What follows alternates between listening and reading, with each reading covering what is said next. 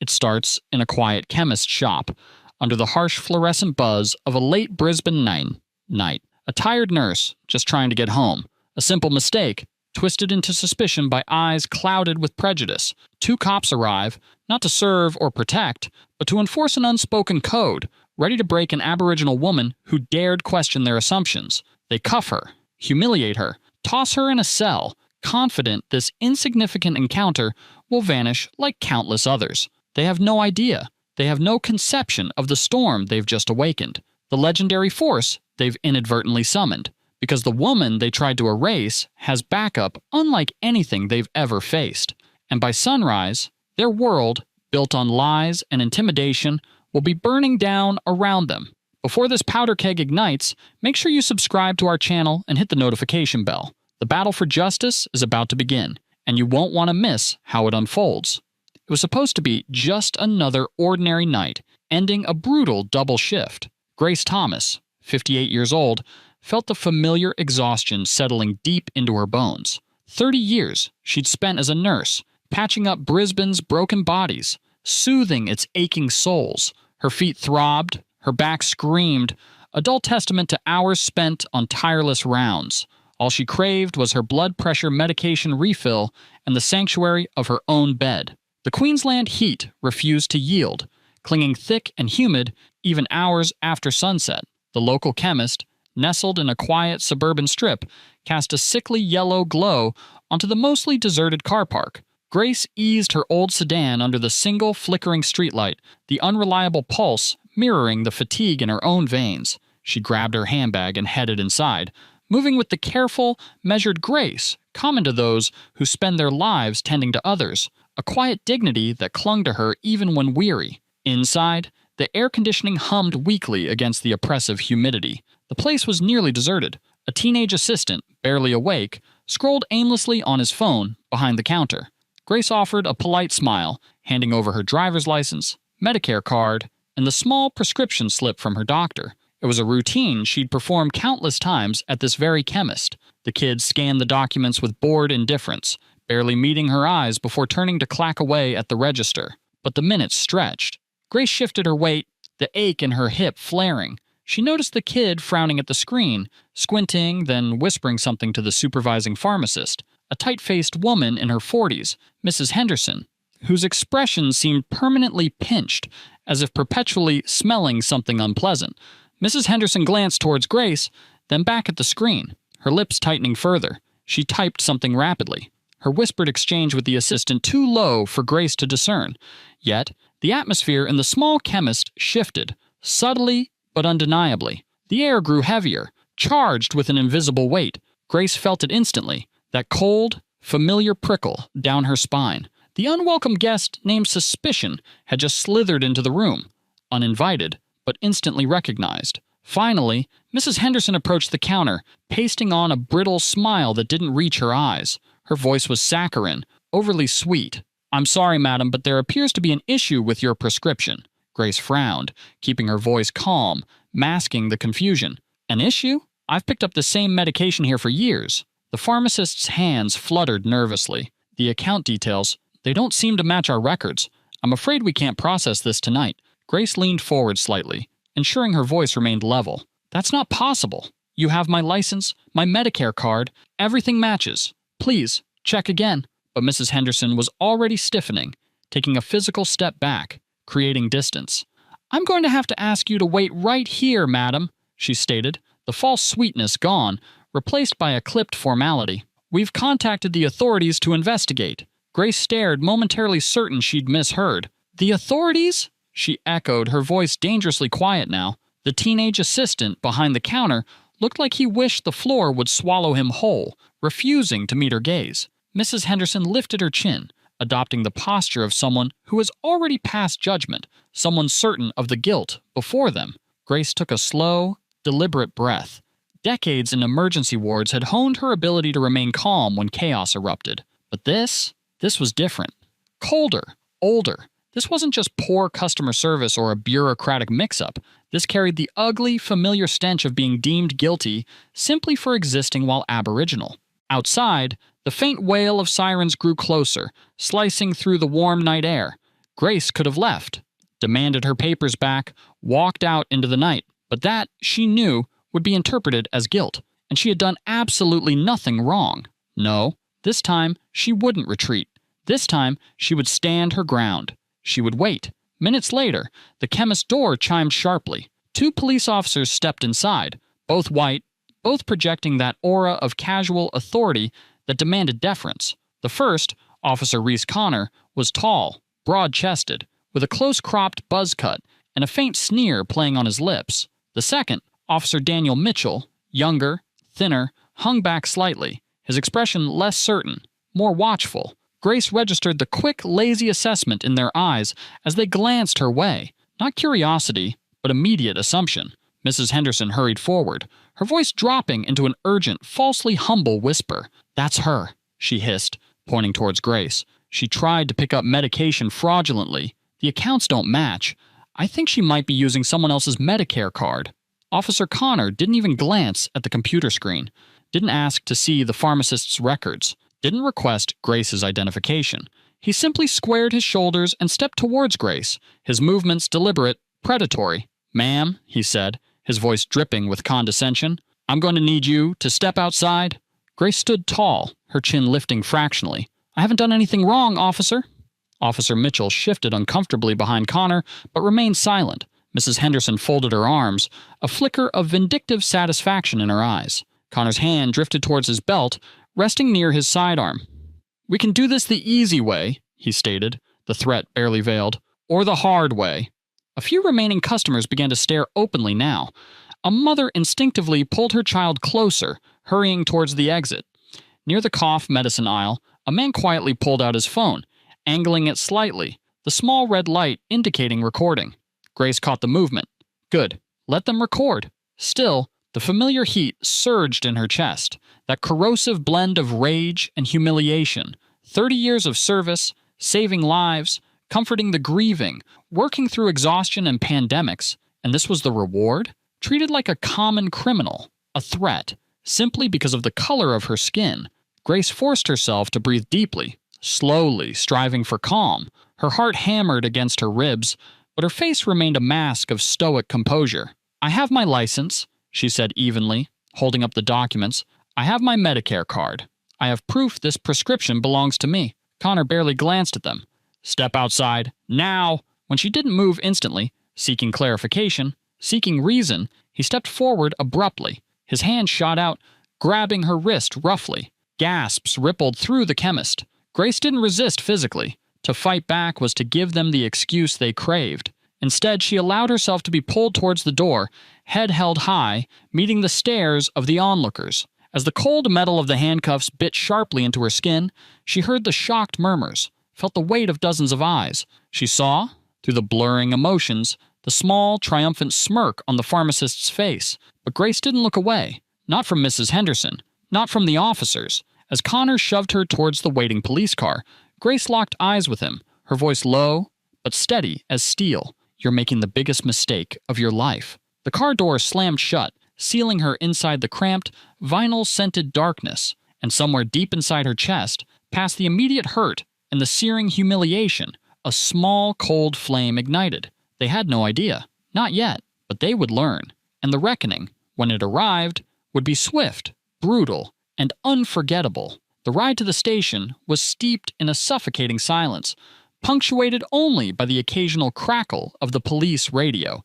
Grace sat stiffly in the back seat, the unforgiving plastic bench cold beneath her, the handcuffs biting into her wrists with every bump in the road. She stared out the window, watching the familiar Brisbane streets blur past, transformed now into alien territory. Speaking felt futile. Explanations would fall on deaf ears, potentially twisted into admissions of guilt. She knew this game.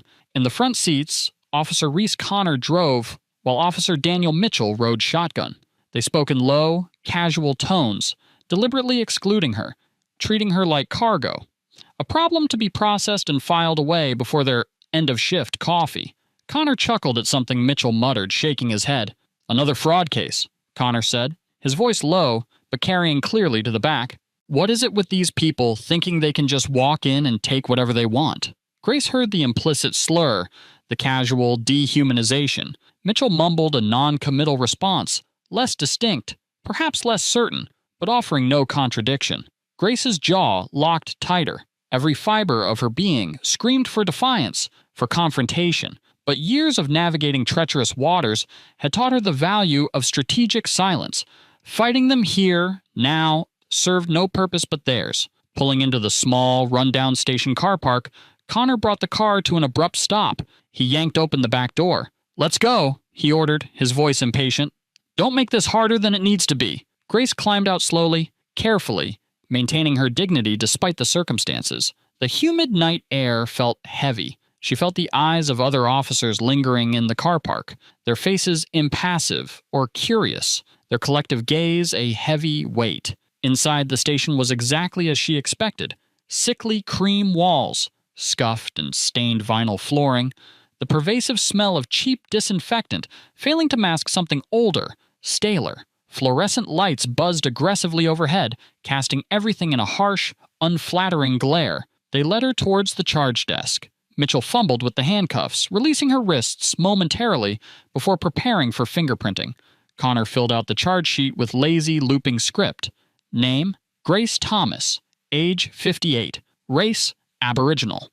That final checkbox, Grace thought with a surge of bitterness, felt like the only one that had mattered tonight. Connor pushed the form towards the desk sergeant, a balding man with heavy jowls who offered Grace a cursory, indifferent glance. "Suspected prescription fraud," Connor announced loudly, ensuring everyone within earshot heard. "Caught red-handed at the chemist." The desk sergeant merely shrugged. Just another face, another file, another statistic in a long, weary night. They processed her like an object. The harsh flash of the camera for the custody photo, momentarily blinding. The cold, greasy feel of the ink pad as they roughly rolled each finger, pressing her sore wrists down onto the scanner. The mechanical clicks and whirs of the system logging her existence as a suspect. Presumption of innocence, a forgotten luxury. Afterwards, they walked her towards the holding cells at the end of a bleak corridor. Grace's shoes squeaked on the vinyl, each step echoing the slow, deliberate pace she forced herself to maintain. Snippets of conversation drifted from nearby offices. What's she in for? Fraud, I think. Figures. Each casual remark was a fresh sting, not because she believed their narrative, but because she understood how easily these whispers solidified into accepted truths in minds predisposed to judgment. Connor shoved her roughly into a bare cell. Cold metal bench bolted to the wall, nothing else. The door slammed shut with a heavy, definitive clang that reverberated down the hallway. He leaned against the bars, that familiar smirk back in place. "You want to tell us the real story now?" he asked, his tone thick with mockery. "Might go easier for you if you come clean." Grace met his gaze, her eyes holding a calm fire that seemed to unnerve him slightly. "The real story," she replied, her voice quiet but unwavering, "is that you're going to regret tonight." Mitchell, leaning against the opposite wall, snorted dismissively. "Yeah, sure. You got some magic lawyer hiding in your handbag or something." Grace offered no reply. Connor shrugged, affecting nonchalance. "Suit yourself. You can sit here and think about it." They turned and walked away, their heavy boot falls fading down the corridor, leaving her alone with the humming fluorescent lights and the pervasive smell of bleach and defeat.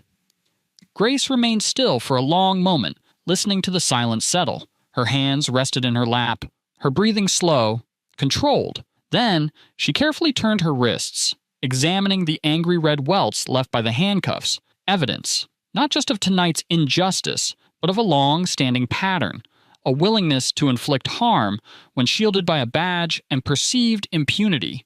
She shifted on the hard metal bench, feeling the chill seep through her clothes. Exhaustion pulled at her, bone-deep and profound. But beneath the weariness, beneath the bruises, both physical and emotional, that small flame ignited earlier still burned, steady, fierce, unwavering. The sheer injustice could have shattered someone else. But Grace Thomas was forged in resilience. She had faced down hardship before. She had survived loss, neglect, the casual cruelties of a world not always kind. And crucially, she was not alone. The large clock above the charge desk ticked with agonizing slowness. 9:42 p.m. It wouldn't be long now.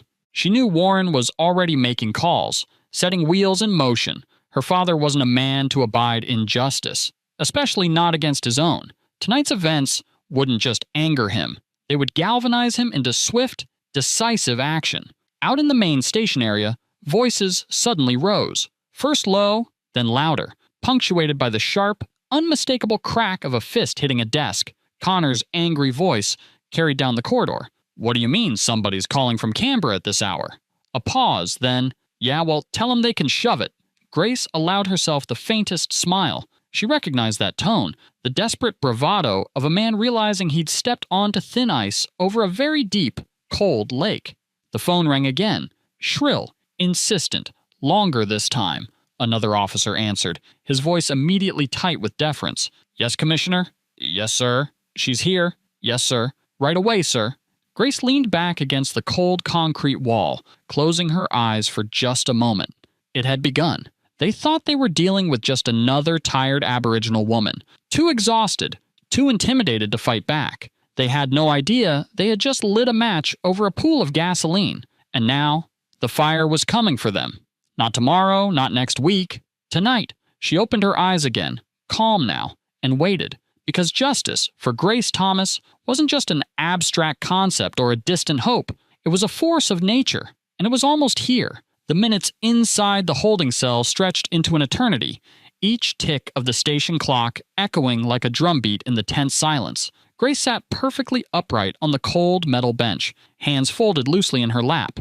She refused to show weakness, refused to give Connor or Mitchell the satisfaction of seeing her defeated. Their attempts at humiliation were failing. Her dignity remained intact, an invisible shield they couldn't penetrate.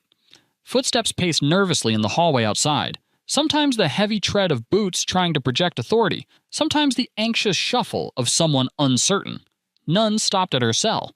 None dared meet her gaze through the bars. They knew, instinctively perhaps, that the power dynamic in the building was undergoing a seismic shift. The fluorescent light above buzzed and flickered intermittently, casting long, distorted shadows that danced on the gray concrete walls.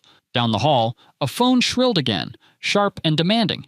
It was answered quickly. The conversation clipped, hushed. The tension wasn't just palpable, it was suffocating. Officer Connor reappeared, stalking back down the hallway, trying to maintain his swagger, but the mask was slipping. The earlier smirk was gone, replaced by a tight, brittle facade barely concealing the anxiety underneath. He stopped outside her cell again, tapping the metal bars with his knuckles in a poor imitation of casual authority. "How you holding up in there, Gran?" he drawled, the insult reflexive now, weak. Grace simply tilted her head, studying him with a calm, assessing gaze. She saw the fear lurking behind the bravado. She offered no response. He needed her reaction, her anger, her fear, Asar, to validate his own crumbling authority. She denied him. Connor shrugged, attempting nonchalance. "You know," he blustered, "we could have cut you loose with just a warning, but now you're looking at real charges. Attempted fraud, maybe even resisting arrest, if we want to get creative." He tried to grin, but it didn't reach his eyes, which darted nervously towards the front desk, where officers were whispering more urgently. Grace allowed herself that small, slow smile again. "You don't even realize it yet, do you?" she asked softly. Connor's forced grin faltered. "Realize what?" She leaned forward slightly, her voice low and steady. "That the walls are already closing in." Before Connor could retort, the main entrance doors to the station banged open. Not pushed gently, but thrown wide with force, the sound echoing through the suddenly silent building. This wasn't the sound of routine entry. This was the sound of authority arriving unannounced. The low murmur of conversation ceased instantly. Every officer froze, heads turned. Even Connor went still, his bravado finally cracking completely. This silence was different. It wasn't boredom or indifference. It was laced with held breath, darting glances, a dawning dread. Grace remained perfectly still on the bench. She didn't need to see him to know. Warren Thomas had arrived. Her father, retired assistant commissioner, Australian Federal Police, a legend whispered about in law enforcement circles, respected by some, feared by many, especially those with secrets to hide. The man who had dedicated decades to rooting out corruption, to shining light into the darkest corners of the system. And now, he was here, for her. Low voices murmured near the front desk. Not angry shouts, but something far more unnerving. Calm, controlled commands. Hurried whispers of, "Yes, sir." officers scattering, suddenly finding urgent tasks elsewhere. Then, footsteps. Slow, deliberate, measured, moving towards the back of the station, towards the holding cells. Officer Mitchell appeared first, peering nervously around the corner. His face was sheet white, his mouth drawn into a thin, bloodless line. He whispered something urgent, panicked, to Connor. Connor snapped back under his breath, but the bravado was gone, replaced by raw fear. He knew something was terribly wrong. He just hadn't grasped the magnitude yet. Two men in impeccably tailored dark suits and subtle earpieces followed Mitchell down the hall. Grace recognized their bearing instantly. Federal agents, not local detectives, not state police, the real deal. And walking calmly behind them, radiating an aura of quiet, implacable authority, was Warren Thomas. He looked largely unchanged since retirement. Perhaps a few more silver threads in his closely cropped hair, a few more lines etched around his sharp eyes, but his posture was ramrod straight, his gaze piercing, his presence filling the narrow corridor like an approaching storm. Slow, inevitable, impossible to ignore. Warren didn't acknowledge the sweating, shifting officers. His focus was entirely on the cell, on Grace. Their eyes met through the bars. A lifetime of understanding passed between them in that single, silent glance. "I'm here. You're safe now. Justice is coming." Warren then turned his gaze towards Connor. The effect was instantaneous. Connor straightened abruptly, like a puppet whose strings were yanked taut, his face flushing a mottled, defensive red. "Who's in charge here?" Warren's voice was quiet, deceptively calm.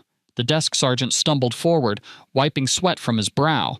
That would be me, sir." Warren didn't raise his voice. He didn't need to. The power in the room had already shifted irrevocably. "Good," Warren said evenly. "Then you'll want to explain to me why a registered nurse with valid identification and Medicare details and no prior criminal record is currently sitting in one of your holding cells." The sergeant opened his mouth, then closed it again, speechless. Sweat beaded on his temples. Warren continued, his voice smooth, relentless. "You'll want to explain why your officers detained her without verifying a simple clerical error at the chemist, why they ignored clear evidence of her identity, why they physically restrained her in public without probable cause." He took a slow, deliberate step closer, his presence commanding the space. "And you'll want to explain it very, very carefully," he added, his voice dropping almost to a whisper, yet carrying more weight than any shout. "Because as of approximately 10 minutes ago, you're not just dealing with potential local fallout. You're dealing with a federal investigation into civil rights violations. And the Commonwealth Attorney General's Department is already involved." Grace watched as the color drained completely from Connor's face, leaving it a pasty, grayish hue. His jaw clenched so tight a muscle jumped near his temple. Warren glanced dismissively at the two AFP agents beside him. "Unlock the cell," he ordered. One agent stepped forward immediately, producing a set of keys, moving towards the lock. Connor finally found his voice, a choked, desperate sound. "You can't just walk in here and—" Warren turned his head just slightly, fixing Connor with a look that could have frozen fire.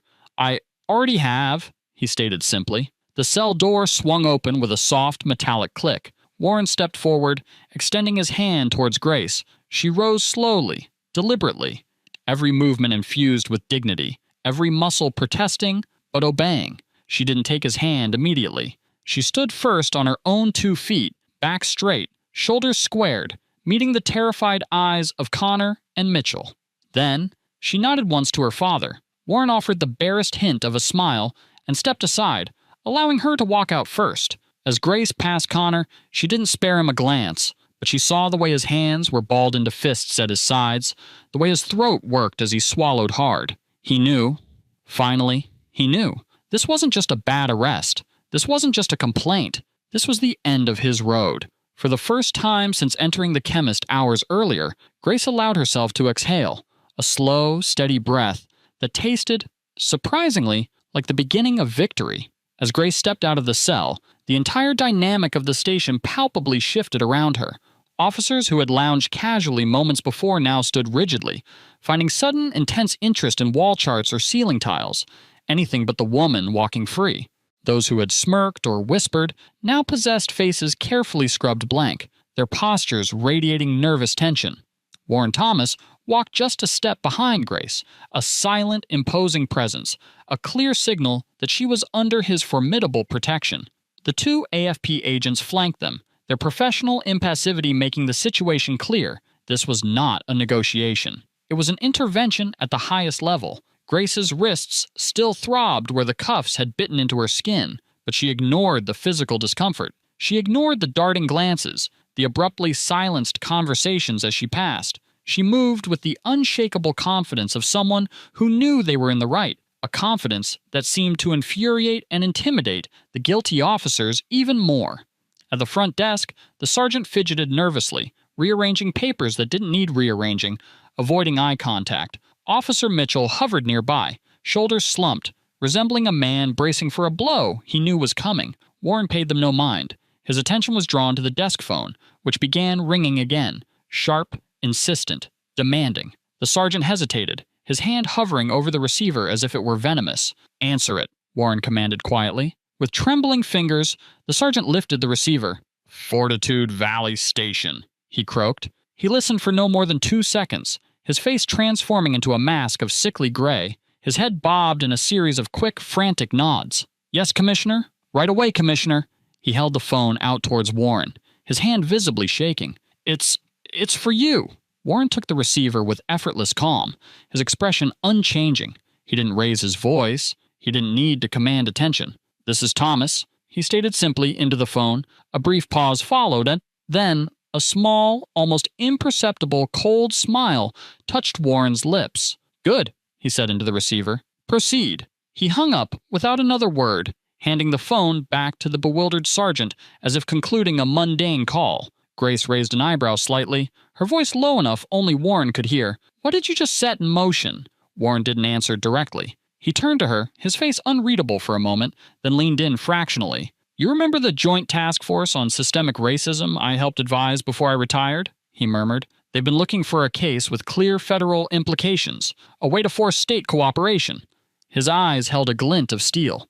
"Looks like they just found it." Before Grace could fully process the implication, the station's main entrance doors burst open again. This time, it wasn't the measured arrival of authority, but the brisk, purposeful entry of people executing a plan. At least 6 more AFP agents swept into the station, moving quickly, efficiently, their movements coordinated, practiced. They fanned out instantly, some heading towards the records room, others towards supervisors' offices, accessing computer terminals, securing files. One agent approached the desk sergeant, presenting a thick folder containing a warrant.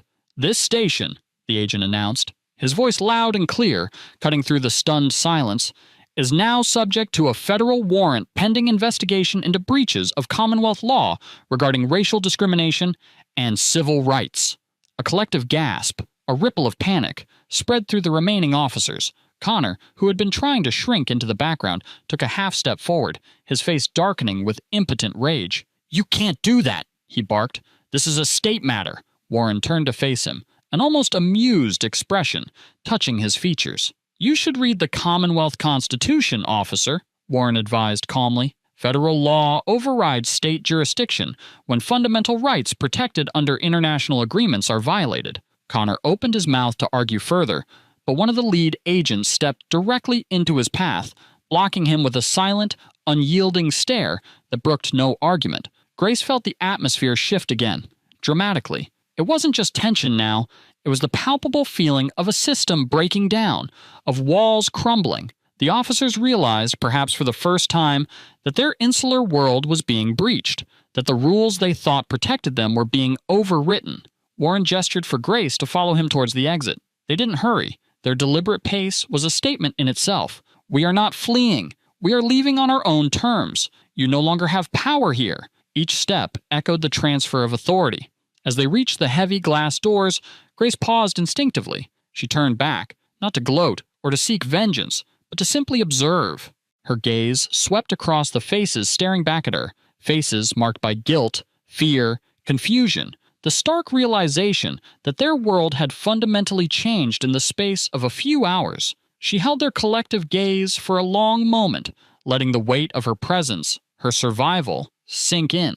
Then, she turned her back on them and walked out into the humid Brisbane night, free. The air outside felt different, cleaner, somehow lighter. Warren fell into step beside her, the familiar rhythm of their shared resilience comforting.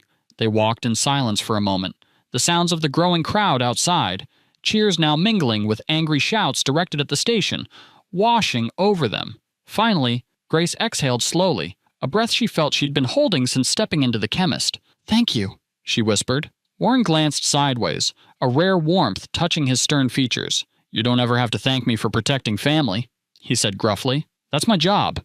Always has been." They continued towards where Warren's car was parked, away from the main chaos. Before they reached it, Warren's phone buzzed again. He checked the screen, then let out a small grunt of satisfaction. "What is it?" Grace asked. Warren looked up, his eyes gleaming under the streetlights. "Preliminary background checks just came in," he said simply. "Turns out Connor and Mitchell have quite the collection of skeletons rattling around their lockers. Excessive force complaints, documented racial profiling incidents, witness intimidation, all stuff the state command conveniently buried." He slipped the phone back into his pocket. "Not buried anymore."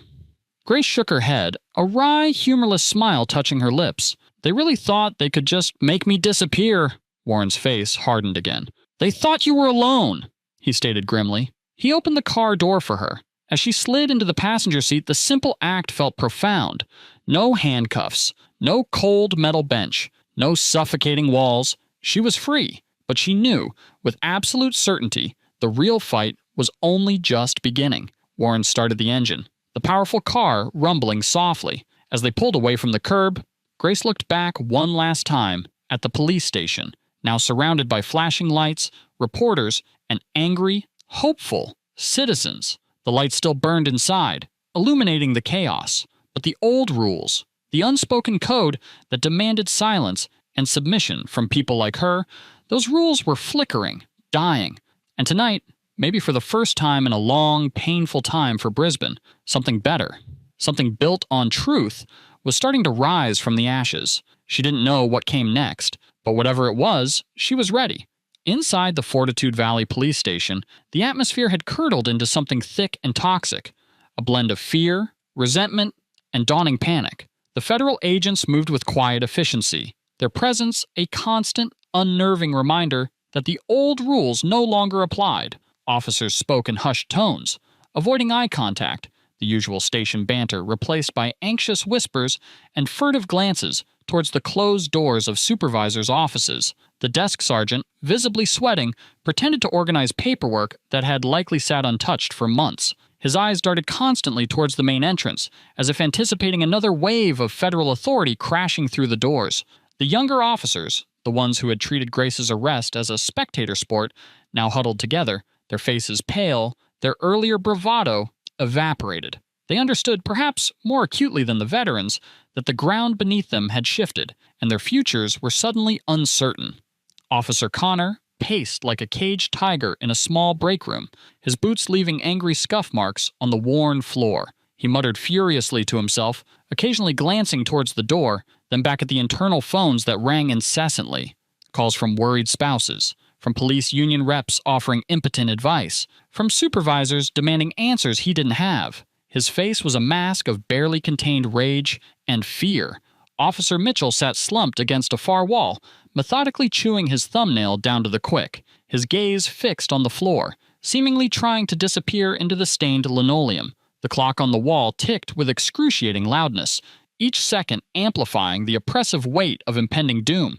Another phone rang, shrill and insistent. The sergeant picked it up, barked a few clipped words, then slammed it back into its cradle without looking up. No one asked who called or what was said. The answer was inevitably bad news. Outside, the scene had transformed. What began as a small group of onlookers had swelled into a significant crowd. News crews from local and national outlets had set up, their lights illuminating the station entrance, their cameras capturing every flicker of movement. People held signs, handmade, heartfelt, demanding justice, accountability. It's an end to police brutality. Chants rose and fell. No justice, no peace. Sack racist cops. Grace. Grace! The noise, the anger, the sheer presence of the community pressing against the glass doors was a physical force, demanding entry, demanding change. Connor stopped his pacing, his jaw working. "This is getting blown way out of proportion," he snapped, his voice tight with desperation, directed at no one in particular. "She resisted. She made it complicated. Silence answered him.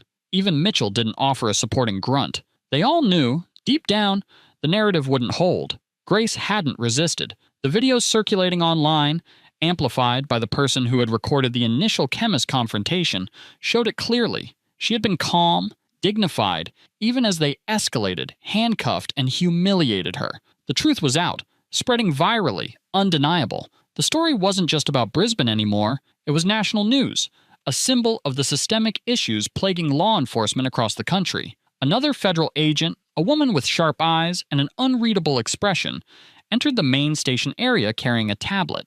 She didn't acknowledge the tense atmosphere, crossing the floor directly to the desk sergeant. "We require access to all body-worn camera footage pertinent to the Thomas arrest," she stated, her voice low but carrying undeniable authority. "Every second. Unedited." The sergeant hesitated just for a fraction of a second, but it was enough. The agent's eyes narrowed. "Now!" He fumbled with login credentials, his fingers slipping on the keyboard.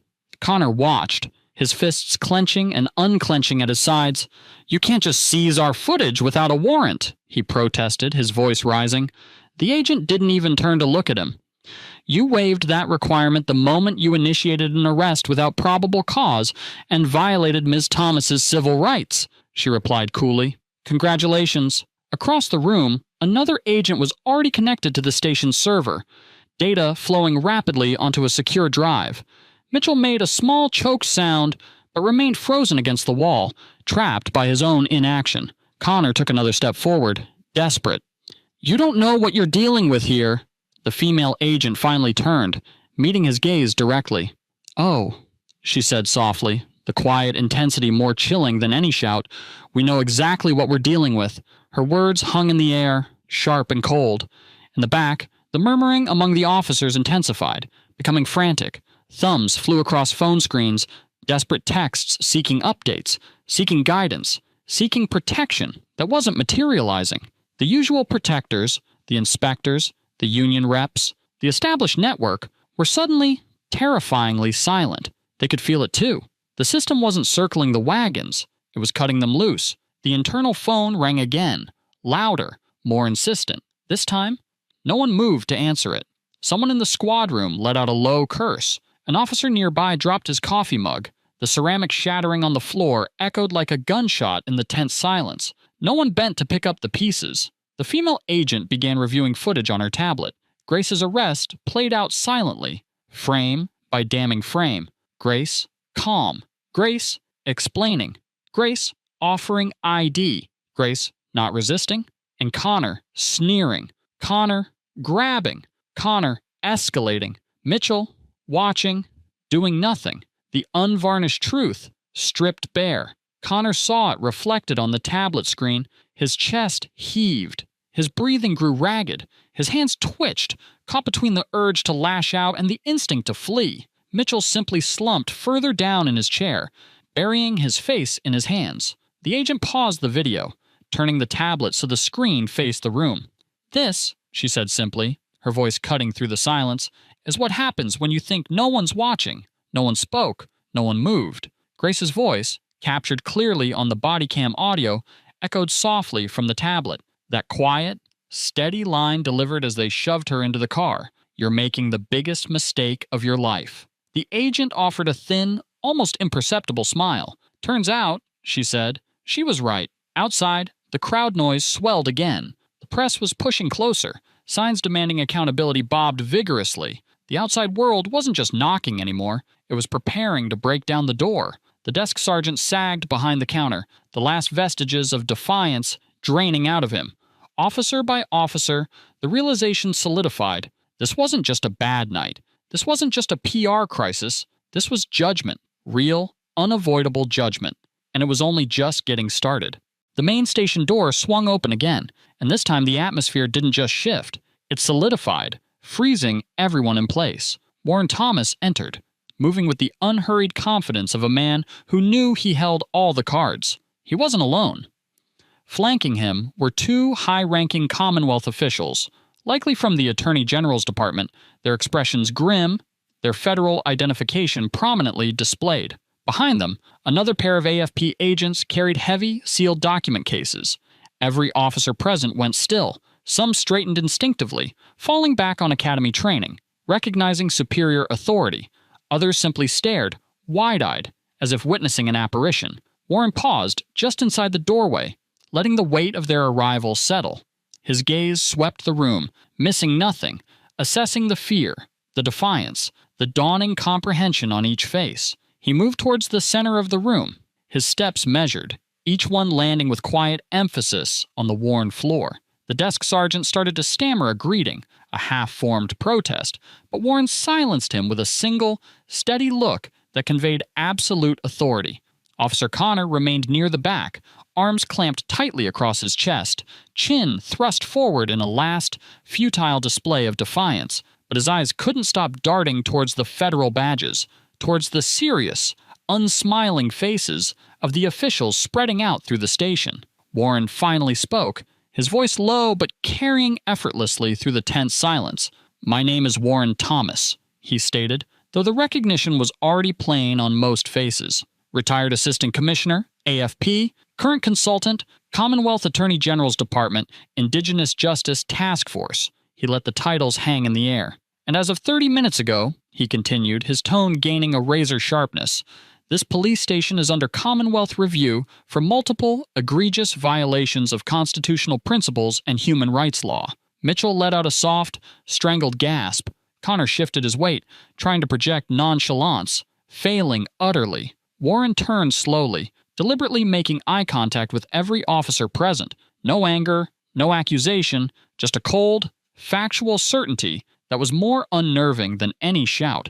"We are here," he stated, "to ensure justice isn't merely a slogan painted on your vehicles." One of the Commonwealth officials stepped forward, holding a thick stack of documents. "Effective immediately," the official announced formally, his voice echoing slightly in the stillness. "Officers Reese Connor and Daniel Mitchell are suspended without pay, pending joint Commonwealth and state investigation into civil rights violations, wrongful arrest, assault, conspiracy, and misconduct in public office." The words struck like physical blows. Connor's mouth opened, a protest forming, but Warren cut him off with a single, almost imperceptible raise of his hand. "Save it," Warren advised quietly. "You'll have ample opportunity to speak.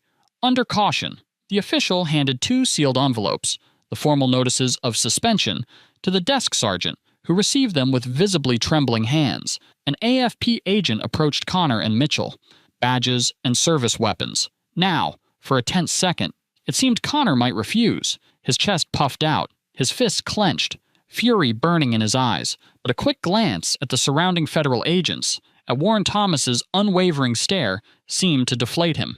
The fight went out of him. Slowly, reluctantly, he reached up, unpinned his badge, and slammed it onto the nearest desk with a sharp crack. He then unholstered his weapon, setting it down beside the badge with a harsh metallic clatter. Mitchell followed suit, moving like a sleepwalker, his movements slow, clumsy. His badge came off with fumbling fingers. His weapon was placed down almost gently, as if hoping careful handling might somehow mitigate the disaster. Warren watched them, his expression unreadable.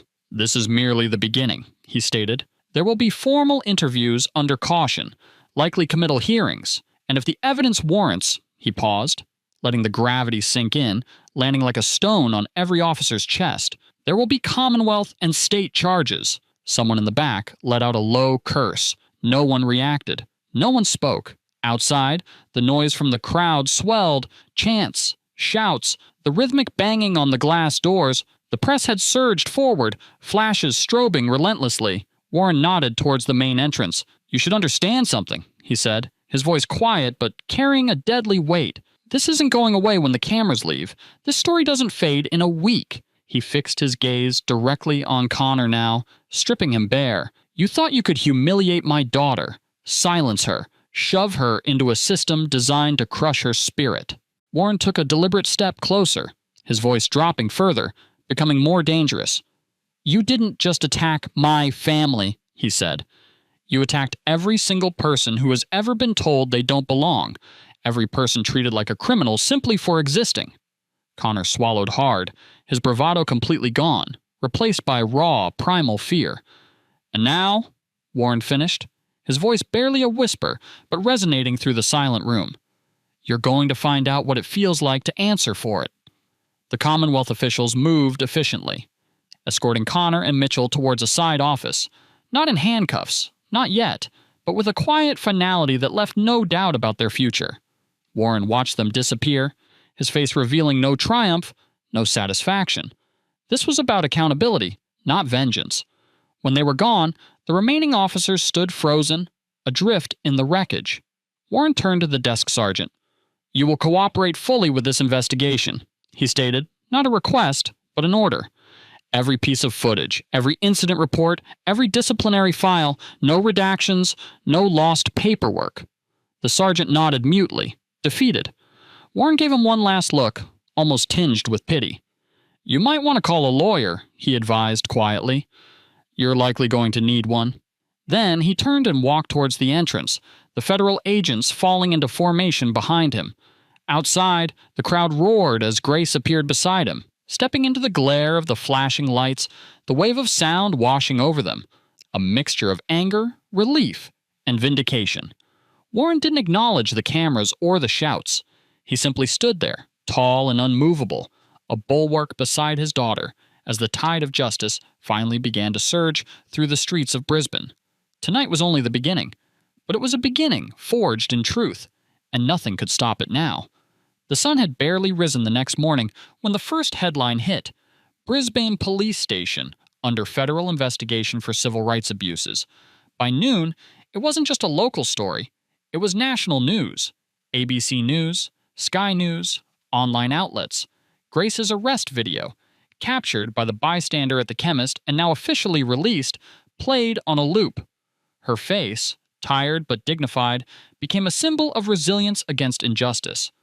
And beside her name, in every report, the identifier that changed everything: daughter of retired AFP legend Warren Thomas. The story ignited. It wasn't just about one wrongful arrest anymore. It was about legacy, power, and a system forced to confront its own decay. Inside the AFP's temporary operations center, a commandeered floor in a nearby government building, agents worked relentlessly. Files piled high, screens glowed with body cam footage. Timelines were meticulously constructed. They weren't just investigating. They were excavating years of buried truths. Grace sat quietly in a corner, sipping lukewarm tea, watching the methodical dismantling of the system that had tried to crush her. Warren conferred quietly with lead investigators, his presence a steadying force. He'd glance at Grace periodically, a silent check-in, and she'd offer a small nod. Exhaustion gnawed at her, but beneath it lay a foundation of steely resolve. The agents weren't limiting their scope to her arrest.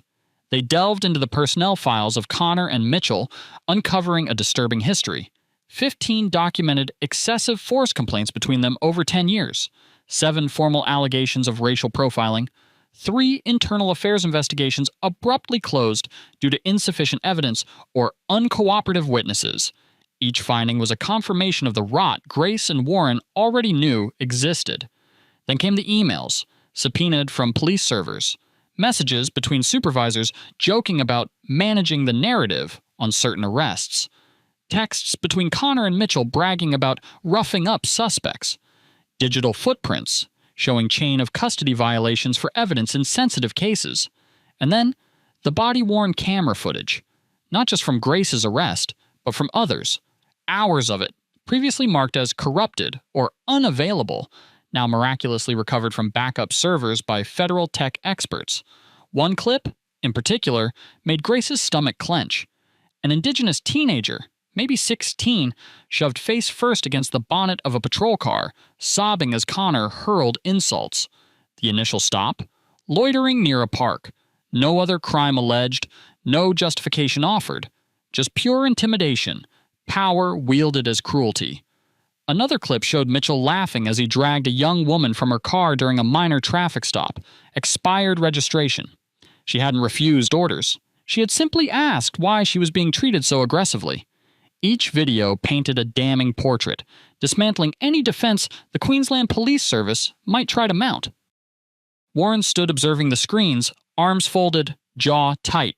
The fury radiating from him was palpable, controlled, but immense, Special Agent Davies, leading the AFP task force, finally turned to Grace. Her voice was calm, professional, but carried the undeniable weight of the evidence. "We have enough," Davies stated flatly. "Enough to recommend Commonwealth and state criminal charges against Connor and Mitchell." She ticked them off methodically. Misconduct in public office, assault, deprivation of liberty, perverting the course of justice, breaches of the Racial Discrimination Act. She paused, meeting Grace's gaze. "And that's just based on what we've confirmed in the last 12 hours. This goes deeper." Warren nodded once, a grim satisfaction in his eyes. "Good," was all he said. Grace remained silent, absorbing the weight of it all. This wasn't just about her ordeal anymore.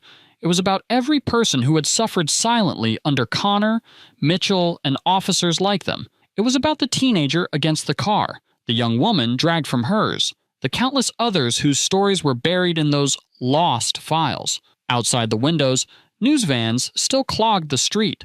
Protesters continued their vigil, their numbers growing. The city was awake, angry, demanding answers. The phone on the conference table buzzed. Agent Davies answered, listened intently, then covered the receiver, looking at Warren. "Queensland Police Professional Standards Command just placed the station sergeant and 2 inspectors on administrative leave," she reported. Warren raised a single eyebrow. "Voluntarily?" Davies allowed a rare smirk. "Not exactly. They received a strongly worded suggestion from the State Police Commissioner's office, likely after a call from Canberra." Warren gave a dry chuckle. "Guess they finally felt the heat." Davies nodded and returned to the call. Grace leaned back, the noise and activity of the room fading slightly as she processed the speed of the collapse. She thought back to the chemist, Mrs. Henderson's pinched face, Connor's sneer, the cold bite of the cuffs, and now? Supervisors were out. Federal charges were pending. The truth was erupting. Another agent approached Davies, dropping a thick file onto the table. "Financials," the agent stated briefly, "followed the money trail from discrepancies in seized property auctions and fines. Looks like unofficial incentives were being paid out, rewarding officers with the highest numbers of arrests and fines in certain postcodes." Grace felt a fresh wave of nausea. It wasn't just casual brutality, it was potentially incentivized predation, woven into the fabric of the station's operations. Davies flipped through the documents, her expression hardening further. "This," she declared, the words heavy with implication, "is systemic, deeply systemic." Warren didn't react with surprise. He simply nodded. He had always known. It was why he'd never truly retired from the fight, why he'd stayed connected, waiting for the right moment, the right catalyst. It was why Grace's call had resonated so deeply. This wasn't just a few bad apples. It was a diseased orchard. The federal agents continued their work, compiling evidence, drafting charges, coordinating with state prosecutors and the CCC. Plans were being made to widen the net, to look at other stations, other patterns, other states where similar complaints had surfaced. This single incident in Brisbane was becoming a focal point, a potential turning point. Grace finally stood, her body stiff, but her spirit resolute. Warren turned to her, a flicker of something almost resembling a smile in his eyes. "Ready for the next phase?" he asked quietly. Grace met his gaze, her own eyes steady and sure. "I was born ready," she replied, and she meant it with every fiber of her being. The news broke faster than anyone could control. By the time Grace and Warren walked into the press conference that afternoon, the room at State Parliament House was already packed wall to wall. Reporters crammed into every available inch of space. Cameras stacked 3 deep. Microphones pointed like weapons toward the podium at the front. The Queensland Police Minister stood behind it, pale and stiff, like a person attending their own political reckoning.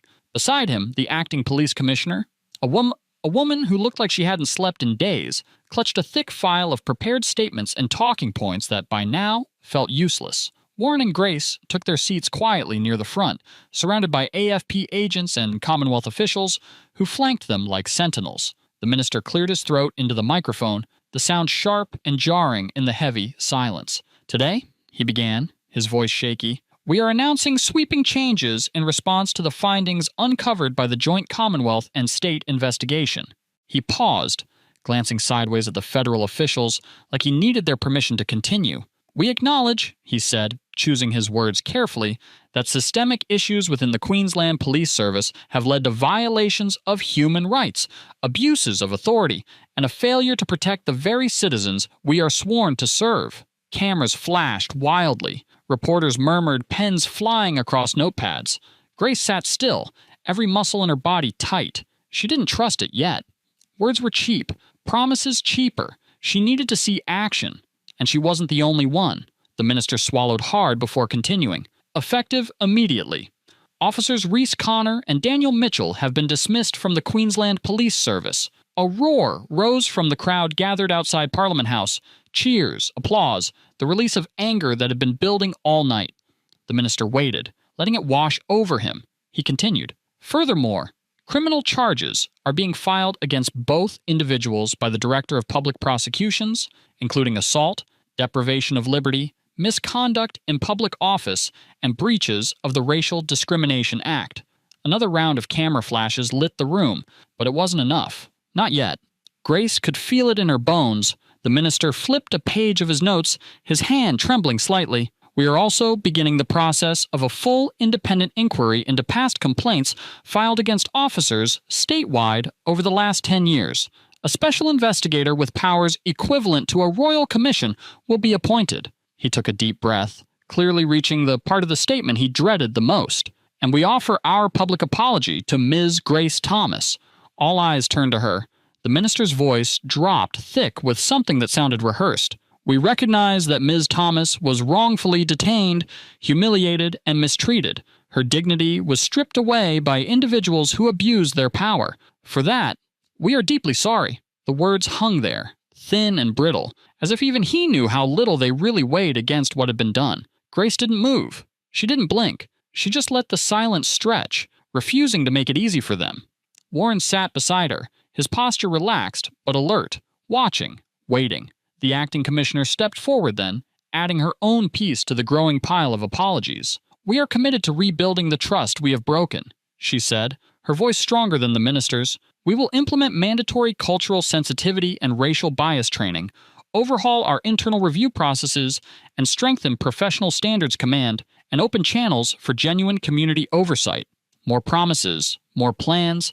Grace listened carefully, filing every word away because promises were easy to make when the cameras were rolling. The real test would come when the lights faded and the world moved on. The questions started flying then, reporters shouting over each other, microphones thrust forward. Minister, how high does this corruption go? Commissioner, were senior officers aware? Ms. Thomas, how do you feel right now? Grace stood slowly. The room quieted almost immediately, every eye snapping to her. She didn't walk to the podium. She didn't need to. She just stood there, her voice calm and steady as she spoke. I didn't survive what happened to me the other night just so I could hear apologies today, she said. I'm here because people like me have been ignored, dismissed, and destroyed for far too long. A ripple moved through the reporters. Grace continued, her voice gaining strength. I am not special. I'm not unique. I'm just the one who had someone powerful enough to answer my call. But there are hundreds, thousands of others who don't, who never get their names in the paper, who never get justice. Her gaze swept the room, sharp and unwavering. I acknowledge your apology, she said, her voice like steel wrapped in silk, but I will not accept anything less than real lasting structural change. Cheers erupted outside the building, the sound so loud it rattled the windows. Grace turned without another word and walked out, leaving the politicians and officials scrambling behind her. The crowd outside parted like a wave as she stepped into the sunlight. Reporters shouted questions. Protesters cheered her name. Strangers reached out just to touch her shoulder, as if her strength might somehow rub off on them. Warren followed at her side, silent, proud. At the edge of the crowd, Grace stopped and turned, taking it all in. The people, the cameras, the raw electric feeling hanging in the air. It was bigger than her now, bigger than anything she had imagined when she'd sat in that cold cell, hands cuffed and head pounding. This was a movement, and it was just getting started. Warren leaned in, his voice low enough only she could hear. You changed something today, he said. Grace smiled, a small, tired smile full of sadness and hope all at once. Maybe, she said, but not enough. Warren chuckled softly. It's a start, and it was. A messy, imperfect start, But for the first time in a long time, it felt like the world might actually be tilting a little closer toward justice, and Grace Thomas, nurse, survivor, fighter, was right at the center of it, exactly where she was meant to be. The weeks that followed moved with dizzying speed, yet felt agonizingly slow, a strange paradox common to periods of intense social upheaval. For Brisbane, and indeed much of Queensland, it was a time of reckoning. The federal intervention and the subsequent state inquiry acted like a harsh light turned onto long-neglected corners. At first, the change manifested quietly. Community leaders, Aboriginal elders, civil rights lawyers like Mark Davies began meeting, not just in whispered tones, but openly, strategizing, sharing information previously too dangerous to voice. They built on the momentum Grace and Warren had ignited. Former victims, emboldened by Grace's stand and the clear signal that accountability was finally possible, began coming forward. Men, women, teenagers, elders, their stories varied in detail, but echoed the same themes: harassment during routine stops, unwarranted searches, excessive force veiled as necessary procedure, complaints filed only to vanish into bureaucratic silence. Grace attended some of these early meetings, not as a figurehead, but as a listener. Sitting in the back of community halls, church basements, she absorbed the raw, unfiltered pain, the decades of accumulated trauma. It strengthened her resolve. This wasn't just about her anymore. It was about ensuring no one else endured what she and countless others had faced.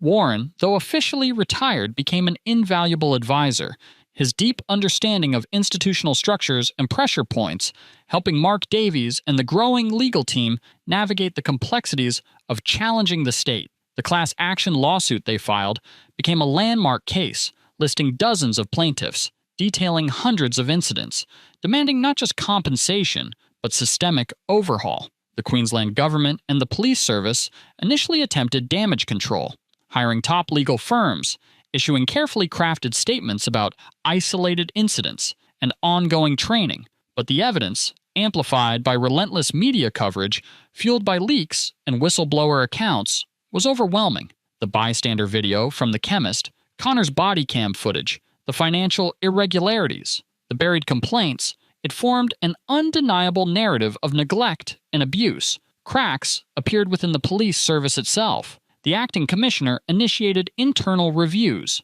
Several senior officers linked to burying complaints against Connor, Mitchell, and others were quietly moved to administrative duties or offered early retirement packages. The old guard was being dismantled, albeit slowly. The trial of Connor and Mitchell became a focal point for the state. Held in the Brisbane District Court, the public galleries were packed every day. Grace testified, recounting the events with quiet dignity and chilling precision. Ben Carter, the rookie constable who had initially stayed silent but later cooperated, provided crucial corroborating testimony about the station culture and Doyle's, now referred to by his actual surname Connor, immediate actions.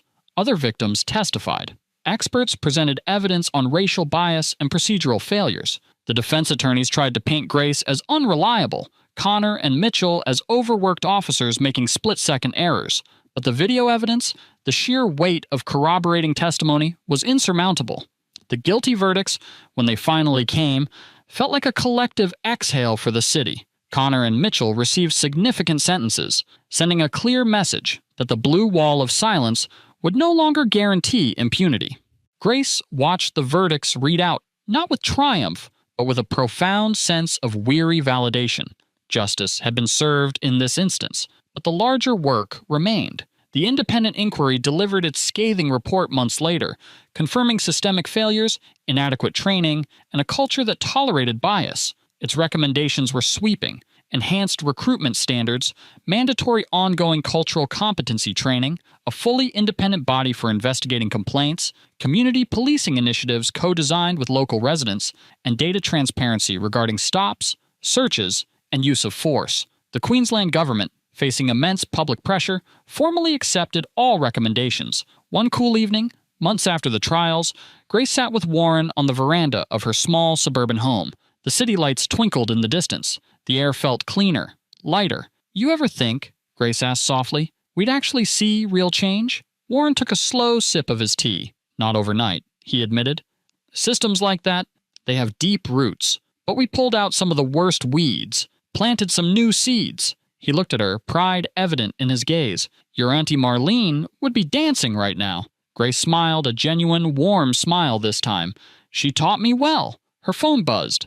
Another request. This time from a university, asking her to speak to law students about systemic change. She considered it. The fight wasn't over. Perhaps her role was shifting, from catalyst to mentor. She picked up the phone. The road ahead was long, uncertain. Rebuilding trust would take years, maybe generations. But looking out at the city, Grace Thomas felt something she hadn't allowed herself to feel in a long time. A quiet, persistent hope, the kind that blooms after the storm, hard-earned and resilient.